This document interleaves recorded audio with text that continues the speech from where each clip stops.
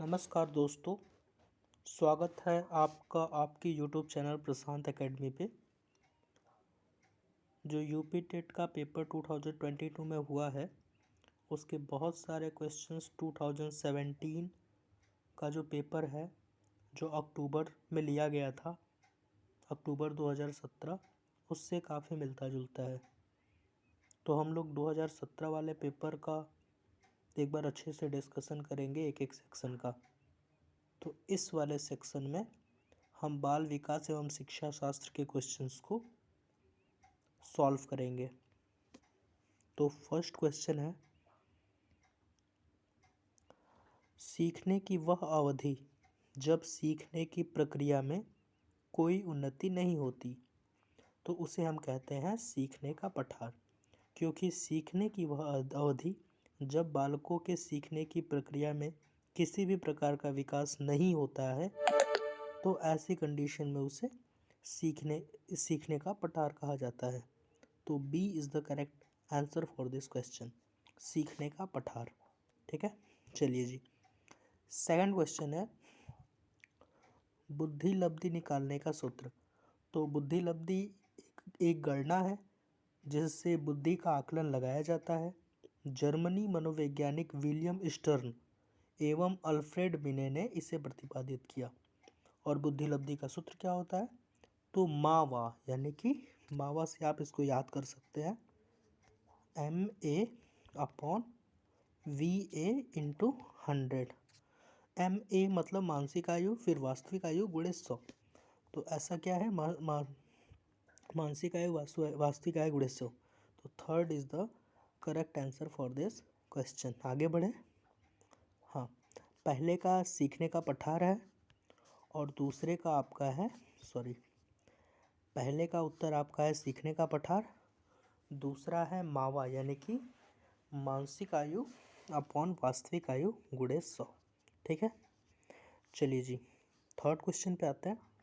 सीखने में प्रयास व भूल के सिद्धांत का प्रतिपादन किसने किया? तो आपको पता होगा कि अमेरिका के प्रसिद्ध मनोवैज्ञानिक जिनका नाम है डॉक्टर एल थॉर्नडाइक, इन्होंने ही प्रयास एवं भूल के सिद्धांत का प्रतिपादन किया। ठीक है, थॉर्नडाइक ने इस सिद्धांत का प्रतिपादन एक बिल्ली पर किया। बिल्ली बार बार प्रयास करने के पश्चात मछली के टुकड़े को प्राप्त कर लेती है, पता है ना आपको। थॉर्नडाइक ने इस सिद्धांत के अंतर्गत इस बात पर बल दिया था कि अधिगम के प्रयास एवं सिद्धांत में व्यक्ति बार बार गलती कर सकता है, किंतु बार बार किए गए प्रयासों के बाद वह सीखने में सफल हो जाता है। तो इसका आंसर होगा third, Thorndike. Thorndike is the correct answer for this question. ठीक है जी, चलिए फर्स्ट का आपका है सीखने का पठार, सेकंड का है आपका मावा ×100, मानसिक आयु अपॉन वास्तविक आयु गुणे 100, और तीसरा सीखने में प्रयास व भूल के सिद्धांत का प्रतिपादन किया था थॉर्नडाइक ने। ठीक है जी, चलिए नेक्स्ट क्वेश्चन पे आ जाते हैं। क्वेश्चन नंबर 4, समान संयुक्त कोशिका में गुणसूत्रों के जोड़े होते हैं। जो समान संयुक्त कोशिका है उसमें गुणसूत्र के जो जोड़े होते हैं वो 23 होते हैं। क्योंकि आनुवंशिकता का मूल आधार कोष है, कोषों के द्वारा ही मानव शरीर का निर्माण होता है। गर्भाधारण के समय माँ के अंडाणु एवं पिता के शुक्राणु का कोषों में मिलन होता है ताकि एक नवीन कोष की रचना हो सके। कोषों के केंद्रक में के कणों को गुणसूत्र कहते हैं। गुणसूत्र हमेशा युग्म में होता है और मानव कोष के 46 गुणसूत्र होते हैं जो 23 जोड़ों में विभाजित होते हैं। यानी कि 23 गुणसूत्र जो है माता का और 23 गुणसूत्र होता है पिता का। तो समान संयुक्त कोशिका में गुणसूत्र के जोड़े कितने होते हैं? तो वो 23 जोड़े होते हैं। 23 is the correct answer for this question, question number 4 के लिए। ठीक है, चलिए जी नेक्स्ट क्वेश्चन नंबर 5 देख लेते हैं। क्वेश्चन नंबर 5 क्या है? क्वेश्चन नंबर 5 इज क्रिया प्रसूत अनुबंधन सिद्धांत का प्रतिपादन। तो सबको पता है क्रिया प्रसूत अनुबंधन सिद्धांत एकदम प्रसिद्ध BF स्किनर। क्रिया प्रसूत, सूत से याद रखें आप BF स्किनर। ठीक है, क्रिया प्रसूत अनुबंधन सिद्धांत का प्रतिपादन किया था BF स्किनर ने। ठीक है जी, क्रिया प्रसूत अनुबंध सिद्धांत का प्रतिपादन प्रसिद्ध मनोवैज्ञानिक BF स्किनर ने एक चूहे पर किया था जो बीएफ स्किनर है उन्होंने अपना प्रयोग चूहे पर किया है, जिसे स्किनर बॉक्स कहा जाता है। स्किनर ने इस सिद्धांत के आधार पर पाठ्यक्रम को सरल बनाने हेतु उसे छोटे छोटे खंडों में बांट देना चाहिए उसके अनुसार, जिससे अधिगम शीघ्र एवं प्रभावकारी हो जाना मतलब शीघ्र और प्रभावकारी हो जाएगा। क्रिया प्रसूत अनुबंधन में पुनर्वलन का व्यापक महत्व है, जो दंड पुरस्कार परिणाम एवं ज्ञान के रूप में होता है। तो इसका आंसर होगा आपका क्रिया प्रसूत अनुबंधन का होगा आपका क्वेश्चन नंबर 5 है ना। क्वेश्चन नंबर 5 का आंसर होगा आपका BF Skinner 4 is the correct answer for this question. ठीक है जी, चलिए क्वेश्चन नंबर 6 देखते हैं। क्वेश्चन नंबर 6 क्या है?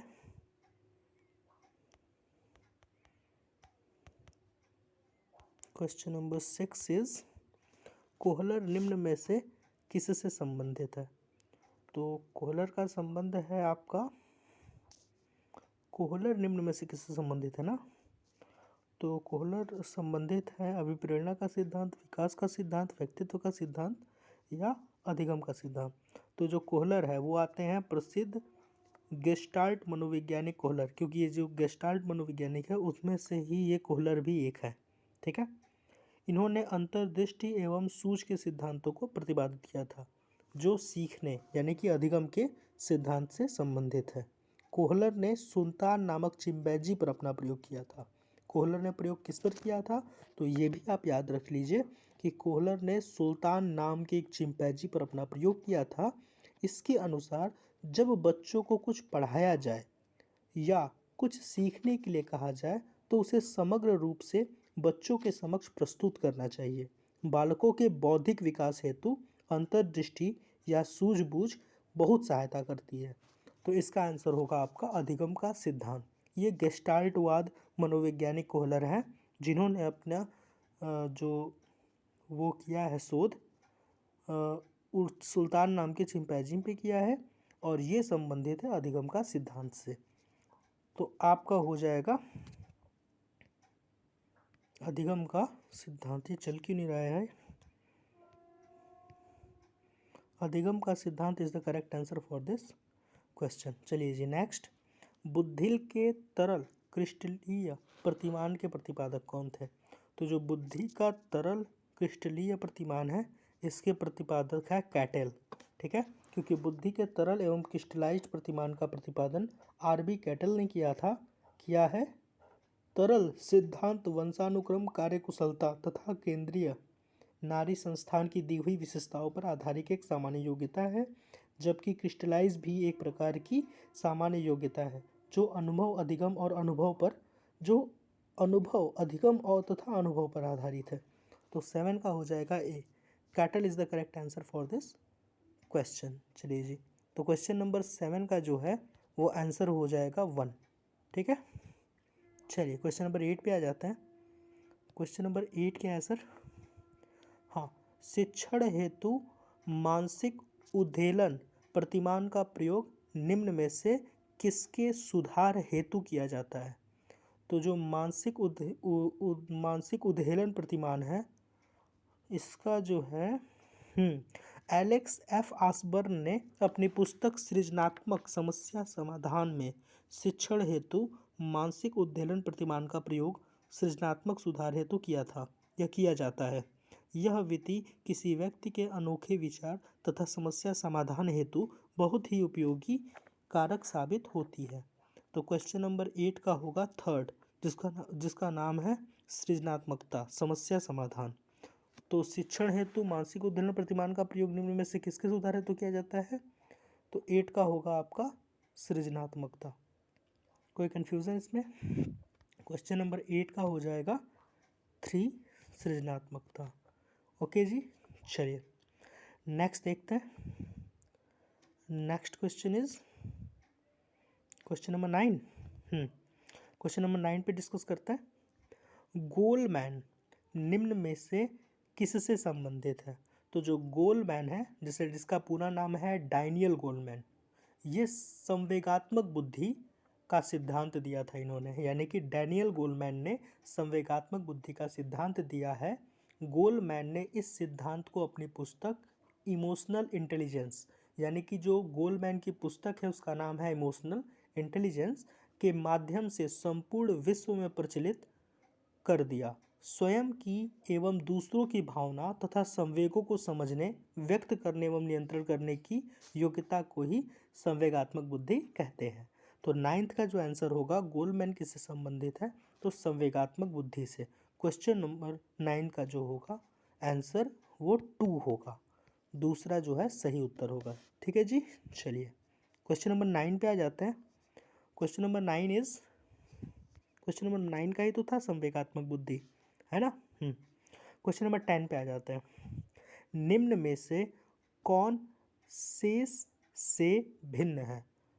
निम्न में से कौन है जो शेष से भिन्न है? तो क्वेश्चन क्या है सर? अधिगम के लिए अधिगम का सिद्धांत, ठीक है। सामान्य अवयव का सिद्धांत, ठीक है। ड्राइव रिडक्शन सिद्धांत, ठीक है। सामान्यीकरण का सिद्धांत, ये भी ठीक है। देखिए सर, ये जो बाकी तीनों हैं ये ड्राइव रिडक्शन जो है इससे अलग है। क्यों? क्योंकि ड्राइव रिडक्शन सिद्धांत एक अभिप्रेरणात्मक सिद्धांत है। यह सिद्धांत प्रसिद्ध मनोवैज्ञानिक क्लार्क हल द्वारा वर्ष 1943 में दिया गया था, जबकि अन्य तीनों का संबंध अधिगम से है। ठीक है जी, समझ में आया आपको?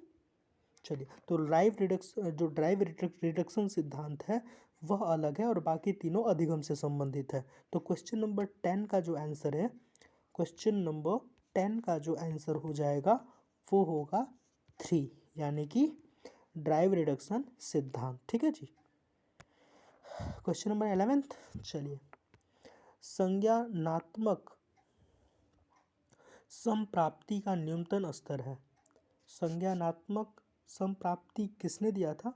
तो ब्लूम ने संज्ञानात्मक संप्राप्ति को 6 भागों में विभाजित किया। अब ये 6 भागों में ब्लूम ने कौन कौन से भाग हैं इसके? तो सर पहला है आपका, लग रहा है फ़ोन डिस्चार्ज होने वाला है, पहले इसको चार्ज में लगा देते हैं। ठीक है जी, चलो, क्या था सर?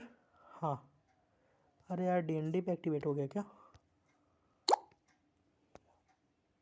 आवाज़ आ रही है? पता नहीं यार, चलो देखते हैं। तो जो संज्ञानात्मक संप्राप्ति का न्यूनतम स्तर है, तो इसके जो स्तर है वो 6 है सर। ब्लूम ने संज्ञानात्मक संप्राप्ति को 6 भागों में विभाजित किया था, जिसमें पहला है ज्ञान, दूसरा है अवबोध, तीसरा है अनुप्रयोग, चौथा है विश्लेषण और पांचवा है संश्लेषण और लास्ट है आपका मूल्यांकन। ठीक है जी। तो कैसे उन्होंने पहला ज्ञान, अवबोध, अनुप्रयोग, विश्लेषण, संश्लेषण और मूल्यांकन। ठीक है जी। तो न्यूनतम स्तर मतलब सबसे पहले क्या आता है? तो सबसे पहले जो आता है वो ज्ञान आता है। तो ज्ञान is the correct answer for this question. Question number 11 का हो जाएगा आपका ज्ञान। ठीक है जी। क्वेश्चन नंबर 11 का होगा 1। ठीक है, ये दिख क्यों नहीं रहा है यार? इसका कलर चेंज कर दो प्रशांत, ये ब्लैक एंड वाइट हो जाता है जब भी चार्ज में लगाता हूँ, पता नहीं क्यों। पहले तो इसका वो जो है ना छोटा करो। ठीक है, चलो सुन लेना भाई, देखो बहुत ही कंडीशन बड़ा बुरा है वीडियो बनाने का, लेकिन जो बोल रहा हूँ ना वो बिल्कुल ध्यान देने वाली बात है। ठीक है, तो जो संज्ञानात्मक संप्राप्ति का न्यूनतम स्तर है वो बोध होगा। 6 पार्ट कौन कौन से हैं बीएस ब्लूम के, जिन्होंने संज्ञानात्मक संप्राप्ति को बांटा है? पहला है ज्ञान, दूसरा है अवबोध, तीसरा है अनुप्रयोग, चौथा है पहला है ज्ञान, दूसरा है अवबोध, तीसरा है अनुप्रयोग, चौथा है विश्लेषण और पांचवा है संश्लेषण और छठवा है मूल्यांकन। ठीक है जी, तो पहला इसमें ज्ञान होगा। चलो क्वेश्चन नंबर 12 पे आते हैं। एक बालक जो साइकिल चलाना जानता है, ठीक है, मोटर बाइक चलाना सीख रहा है, यह उदाहरण है। तो देखो, जब कोई एक काम करता है, ठीक है ना, और वो दूसरा मिलता जुलता होता है तो हो जाता है वो क्षैतिज। लेकिन जब आप एक काम करते हो और दूसरा थोड़ा उससे टफ होता है या उससे थोड़ा सा भिन्न होता है, तो ऐसी कंडीशन में होता है ऊर्ध्व। जैसे कि एक बालक है जो साइकिल चलाना जानता है, मोटर बाइक चलाना सीख रहा है, जो ऊर्ध्व अधिगम के अंतरण का उदाहरण है। ऊर्ध्व अधिगम सीखने की एक समांतर स्तर से उसी स्तर में एक उच्च स्तर में सीखने की प्रक्रिया होती है। जैसे कि देखो, अगर कोई लड़का रेंजर साइकिल चला रहा है, अगर वो फिर एटलस की साइकिल चलाता है तो ये हो जाता है क्षैतिज। लेकिन अगर कोई साइकिल चलाता है फिर उसके बाद वो बाइक चलाता है तो ये हो जाता है ऊर्ध्व। ठीक है, कोई कन्फ्यूज़न? चलिए जी, होगा तो कमेंट सेक्शन में डाल देना, मैं बता दूंगा। चलो क्वेश्चन नंबर 13 देखते हैं। निम्न में से कौन सा अधिगम के पठान का कारण है? प्रेरणा की सीमा, विद्यालय का असहयोग, शारीरिक सीमा, ज्ञान की सीमा। देखिए जी, और निम्न में से कौन सा अधिगम के पठार का कारण नहीं है? तो अधिगम के पठार यानी कि कौन सा है जो आपको फैटीग करता है, बोर करता है। जैसे प्रेरणा की सीमा, मतलब प्रेरणा की सीमा भी हो सकता है, शारीरिक सीमा भी हो सकता है, ज्ञान की भी सीमा हो सकता है, लेकिन विद्यालय का असहयोग ये कुछ नहीं जमा मुझे। जैसे कि देखो, सीखना या अधिगम जब स्थिर हो जाए तो इस प्रक्रिया को सीखने का पठार कहते हैं। ठीक है, जब भी आपका सीखना स्थिर हो जाए, कुछ सीख नहीं रहे हो आप, तो उसको कहते हैं अधिगम का पठार। ठीक है। अधिगम के पठार के निम्नलिखित कारण हो सकते हैं। ज्ञान की सीमा हो सकता है, उत्साह या प्रेरणा की कमी भी हो सकता है, शारीरिक क्रिया की सीमा हो सकता है, आपके में क्षमता नहीं है, लेकिन कार्य की जटिलता भी हो सकती है। लेकिन विद्यालय का असहयोग, विद्यालय का असहयोग जो है ना, ये नहीं है, तो ये सही है। मतलब विद्यालय का असहयोग जो है वो नहीं है। विद्यालय में कौन सा अधिगम के पठार का कारण नहीं है? तो अधिगम के पठार का कारण विद्यालय का असहयोग नहीं होगा। ठीक है, मतलब विद्यालय सहयोग नहीं कर रहा है तो आपका अधिगम का पठार बन गया, ऐसा नहीं है। चलिए जी, अधिगम अनुभव और प्रशिक्षण के परिणाम स्वरूप व्यवहार में परिवर्तन है। अधिगम अनुभव और प्रशिक्षण के परिणाम स्वरूप व्यवहार में परिवर्तन है, यह कथन किनके द्वारा दिया गया है? बिल्कुल जी, जैसे कि देखो, अधिगम का अर्थ होता है सीखना। ठीक है जी, यह एक ऐसी प्रक्रिया है जो जीवन पर्यंत चलती रहती है। जबकि आपका जो वो क्या कहते हैं, एक होता है शारीरिक और एक होता है अधिगम। तो जब शारीरिक विकास जो होता है ना, वो आपका एक समय पे जाकर के रुक जाता है, लेकिन जो अधिगम है वह आपका ऐसी प्रक्रिया है जो जीवन पर्यंत चलता रहता है। विकास के बाद अगर कोई ऐसी प्रक्रिया है, मतलब जैसे अगर क्वेश्चन में आ गया विकास, तो विकास एक ऐसी प्रक्रिया है जो जीवन पर्यंत चलती है। अगर ऑप्शन में विकास नहीं है तो आप अधिगम को भी मार सकते हैं टिक। तो अधिगम का अर्थ होता है सीखना, यह एक ऐसी प्रक्रिया है जो जीवन पर्यंत चलती रहती है। इसके माध्यम से हम ज्ञान अर्जित करके अपने व्यवहार में परिवर्तन लाते हैं। गेट्स और अन्य मनोवैज्ञानिकों ने अधिगम को परिभाषित करते हुए कहा है कि अधिगम अनुभव एवं प्रशिक्षण में के व्यवहार में परिवर्तन है। तो जो अधिगम है वो अनुभव और एवं प्रशिक्षण के व्यवहार में परिवर्तन है। तो 14 का होगा ए, गेट्स और अन्य।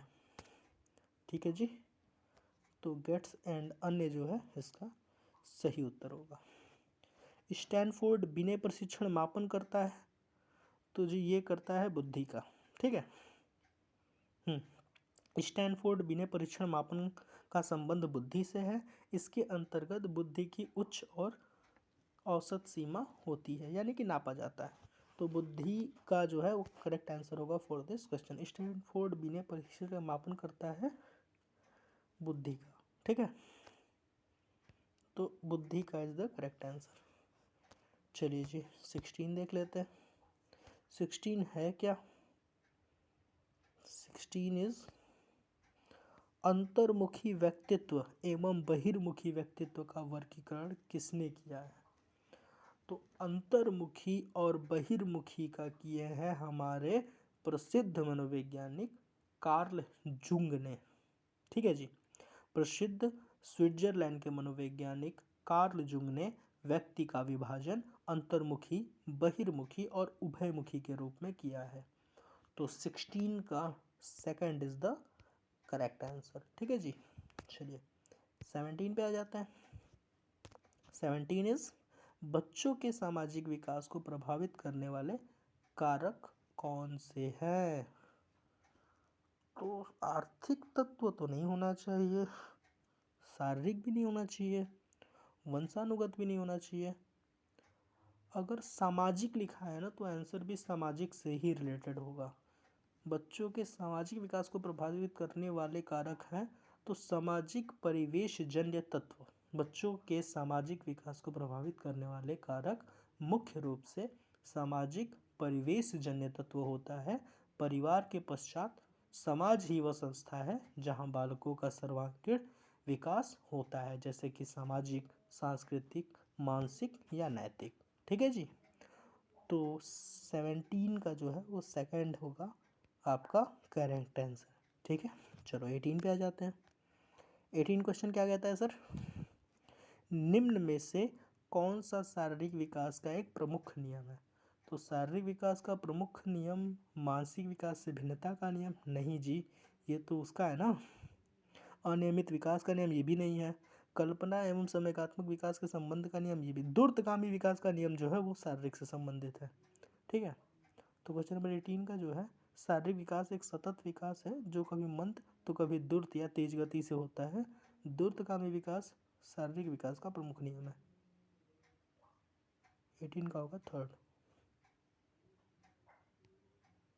दूरगामी विकास is the correct answer for this question. 19 क्या है देखो, 19 है आपका, निम्न में से कौन सा विकास का सिद्धांत नहीं है?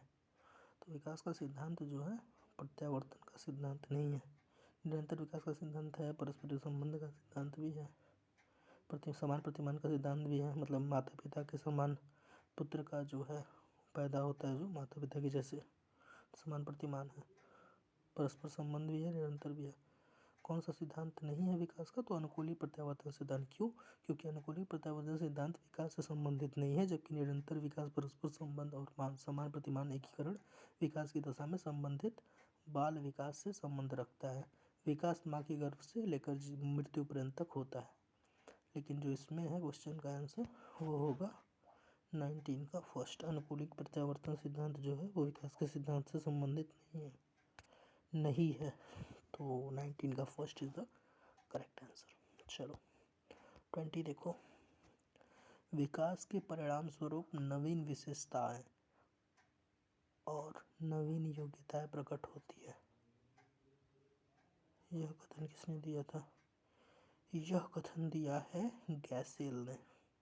प्रसिद्ध मनोवैज्ञानिक गैसेल ने विकास के संदर्भ में कहा है कि विकास के परिणाम स्वरूप नवीन विशेषताएं एवं नवीन योग्यताएं प्रकट होती है। तो गैसेल is the correct answer for this question. ठीक है जी, 20 का पहला। 21 देख लो। 21, हाँ, मूल प्रवृत्तियों में 14 प्रकार के से किसने वर्गीकृत किया? तो मूल प्रवृत्तियों को 14 प्रकार से किया था मैकडूगल ने।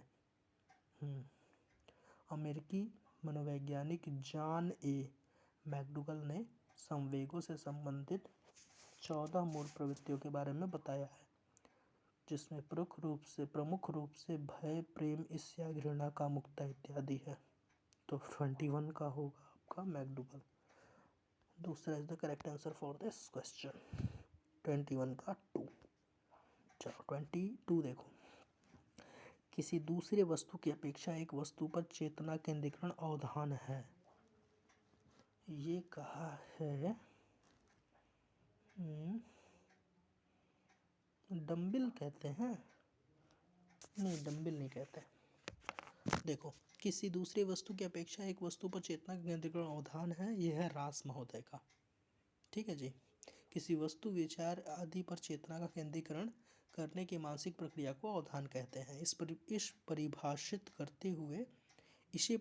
करते हुए रास ने कहा है कि अवधान दूसरी वस्तु की अपेक्षा एक वस्तु पर चेतना का केंद्रीकरण होता है या अवधान है। ठीक है, तो 22 का second is the correct answer. ठीक है जी। ठीक है, चलो 23, निम्न में से कौन सा सीखने का मुख्य नियमों में शामिल नहीं है? तो जो मुख्य नियमों में शामिल नहीं है वो है तत्परता का नियम तो है, अभ्यास का नियम भी है, प्रभाव का नियम भी है, बहु अनुक्रिया यही होगा। अमेरिकी मनोवैज्ञानिक एडवर्ड थॉर्नडाइक ने अधिगम से संबंधित तत्परता का नियम, अभ्यास का नियम और प्रभाव का नियम इत्यादि का प्रतिपादन किया। इन तीनों नियमों के माध्यम से शिक्षण प्रक्रिया को प्रभावशाली बनाया जा सकता है। बहु अनुक्रिया का नियम सीखने के मुख्य नियमों में शामिल न होकर के थार्नडाइक के अधिगम संबंधित सहायक नियमों में है। तो बहुअनुक्रिया का नियम सीखने के नियम में नहीं होगा। 23 का third is the correct answer. 24 देखो, 12 वर्ष से 16 वर्ष के बच्चों के लिए हिंदी में डॉक्टर एस जलोटा ने कौन सा परीक्षण प्रतिपादित किया? तो एस जलोटा ने किया था डॉक्टर एस जलोटा ने 12 से 16 वर्ष के बच्चों के लिए साधारण मानसिक योग्यता परीक्षण का प्रतिपादन किया। यह व्यक्तिगत रूप से सीखने, अनुदेशों को समझने तथा समस्याओं के समाधान से संबंधित है। 24 का सेकंड होगा। चलिए जी 25 देखिए, बुद्धि के दी कारक सिद्धांत का प्रतिपादित थी, तो कोई भी बता देगा। बुद्धि के दी कारक का किया था स्पीयरमैन ने। बुद्धि के दी कारक सिद्धांत का सृजन स्पीयरमैन ने किया है। इसके अनुसार बुद्धि के दो कारक हैं, सामान्य मानसिक योग्यता जी और विशिष्ट मानसिक योग्यता एस। जिस व्यक्ति की जितनी अधिक सामान्य योग्यता होगी वह उतना ही तेज होगा। ठीक है जी, तो Spearman is the correct answer. कितना टाइम हो गया यार? 26 मिनट हो गया, आधे घंटे में ख़त्म कर देना है। निम्न में से कौन सा सही सही नहीं है? तो सीखने का उद्दीपक, अनुक्रिया सिद्धांत, थार्नडाइक, ये तो सही है। सीखने का क्रिया प्रसूति संबंध सिद्धांत BF स्किनर, बिल्कुल सही है। सीखने का क्लासिकल सिद्धांत पैवलोव, ये भी सही है। सीखने का समग्र सिद्धांत ये हल का नहीं है। ठीक है, तो सीखने का जो समग्र सिद्धांत है वो शिक्षा का दर्शन है, वो आपका हल का नहीं है। तो फोर्थ जो है वो सही होगा, क्योंकि नहीं है तो यही नहीं है। 26 का फोर्थ। चलिए जी 27 पे आ जाते हैं, बड़ा कर लो। ठीक है, चलो 27 है आपका प्रशांत। निम्न में से किनका नाम सूजन शास्त्र के पिता से जुड़ा है? क्रो एंड क्रो ना प्रशांत? नहीं यार, क्रो एंड क्रो नहीं है। सूजन शास्त्र के पिता होगा गाल्टन। सूजन शास्त्र के पिता के रूप में फ्रांसीसी गाल्टन को जाना जाता है। इसका उद्देश्य अनुवांशिकी एवं मानव आबादी का विकास करना है। तो 27 का होगा 2। ठीक है, 29 क्या है प्रशांत? ग्रंथियों के आधार पर व्यक्तित्व के विभिन्न प्रकारों की चर्चा की किसने की थी? तो ग्रंथियों के आधार पर व्यक्तित्व की विभिन्न प्रकारों की चर्चा किया था क्रैस्मर ने। ग्रंथियों के आधार पर व्यक्तियों के विभिन्न प्रकार की चर्चा क्रैस्मर ने व्यक्तित्व के विभिन्न प्रकार में किया है। इन्होंने अंतःस्रावी ग्रंथि के अनुसार चर्चा की है। तो 28 का होगा क्रैस्मर। अब 29 क्या है सर? 29 इज, सब बड़ा कर लो।